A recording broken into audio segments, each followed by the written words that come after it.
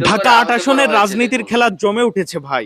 আমাদের ১১ দলীয় জোট নেতা নাসির উদ্দিন পাটোয়ারি এবং চান্দাবাজ বাহিনীর লিডার মির্জা আব্বাস, এদের সম্পর্ক টম অ্যান্ড জেরির চরিত্রে রূপ লাভ করেছে। আপনারা স্ক্রিনে লক্ষ্য করুন, চান্দা আব্বাস বলছেন যে সকালে মানুষ ঘুম থেকে উঠে আল্লাহর নাম নেয়, আর একজন প্রার্থী আমার নাম নেয়।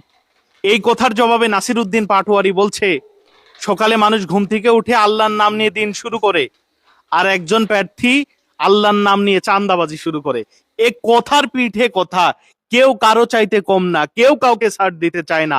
তবে আমরা চাই আগামী নির্বাচনে জুলাই বিপ্লবের এই প্রধান শক্তি নাসির উদ্দিন পাটোয়ারি ঢাকা ৮ আসন থেকে জনগণের প্রতিনিধিত্ব করুক এবং চাঁদাবাজদের হাত দুমড়ে মুচড়ে দিক। দেশবাসীর কাছে, বিশেষ করে ঢাকা ৮ আসনবাসীর কাছে অনুরোধ, আগামীর ফেব্রুয়ারির ১২ তারিখে চান্দাবাজ বাহিনীর হাত দুমড়ে মুচড়ে দিতে নাসির উদ্দিন পাটোয়ারির এনসিপির শাপলাকলিতে ভোট দিয়ে সকলে তাকে জয়যুক্ত করুন। ইনকিলাব জিন্দাবাদ।